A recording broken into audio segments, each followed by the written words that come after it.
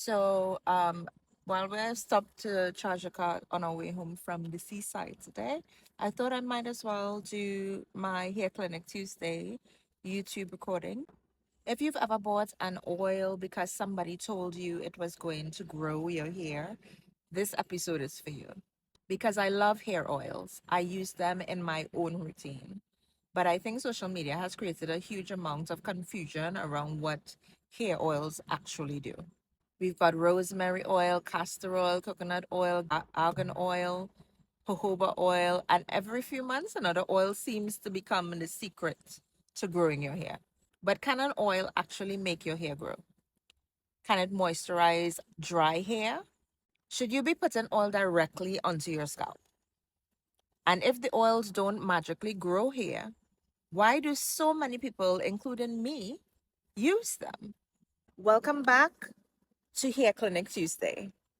Today we're separating hair growth myths from what oils can actually contribute to healthy hair routine. First things first, we need to understand how hair grows. Hair doesn't grow from your ends. It grows from your follicles within the scalp. The visible strand of hair is made primarily of keratinized cells. So when we apply cosmetic oil to the hair that's already outside our scalp, we're primarily affecting the condition and behavior of the existing strand. Hair growth itself is influenced by multiple factors, including genetics, age, hormones, nutrition, health, and the hair growth cycle. That's why I want us to be careful when we hear, put this oil on your scalp and your hair will grow. That's a very different claim from saying an oil can be useful within a routine that supports healthy looking hair. So here's what hair oils can actually do. So if oils aren't magic, growth potions, why do I use them? Because keeping the hair you've already grown matters. Depending on the particular oil and formulation, oils can be helpful to lubricate the hair fiber, reduce friction between strands, and improve softness and shine, and help the hair feel more manageable. And some oils can help reduce moisture loss and protect the hair fiber. That's incredibly important when you're trying to retain length. Think about it this way: your hair grows from your scalp, but if you're gaining length at the root while you're constantly snapping hair from the ends, you may look in the mirror 6 months later and think, my hair actually isn't growing. It may have been growing all along. You just weren't retaining the length. You also need to understand that oil doesn't equal to water. This is probably one of the biggest misunderstandings in natural hair conversations. We often say, my hair needs moisture. Let me put some oil on it. But oil isn't water. Oils can play a role in conditioning and helping reduce moisture loss. But simply coating extremely dry hair with more and more oil doesn't automatically solve the underlying dryness. That's why your complete routine matters. How you're cleansing, how you're conditioning, the products you're layering, how much heat you're using, how you're protecting your hair overnight. It's the whole picture. So, what about scalp oiling? This is another area where more isn't necessarily better. Some people love scalp oiling. Others find that constantly coating the scalp causes buildup and simply doesn't suit them. Your scalp is skin. And just like the skin on your face, different scalps have different needs. So don't assume that because someone online pours half a bottle of oil onto their scalp twice a week, you need to do it too. Pay attention to your scalp.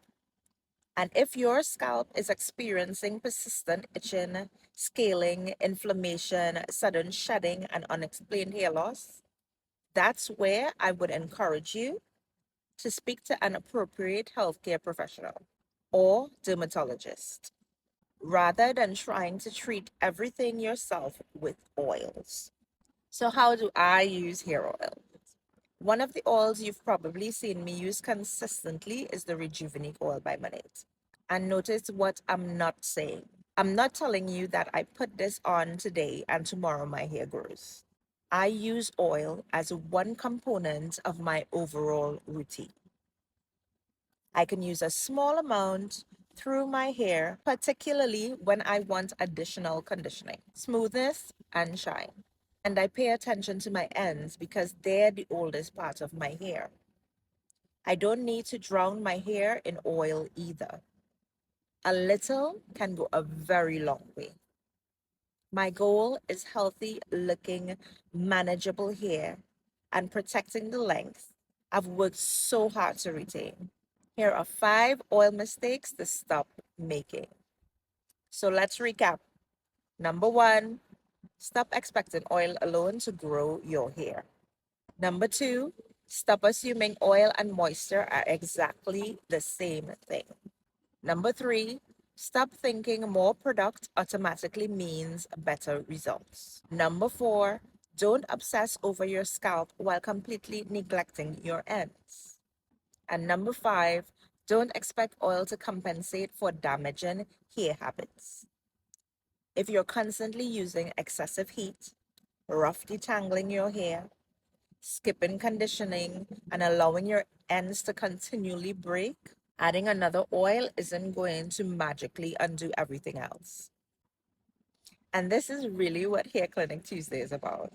I don't want you buying products because somebody has promised you a miracle.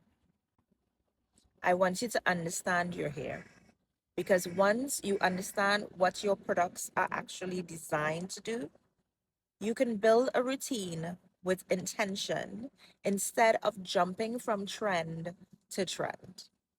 So, yes, I absolutely have a place for oils in my routine. I just don't expect them to do a job they were never designed to do. If this helped you, give the video a thumbs up, subscribe, and share it with that friend who has approximately 17 different oils in her bathroom. If you're struggling to work out what your hair actually needs, I've put information below about how you can complete a free hair consultation.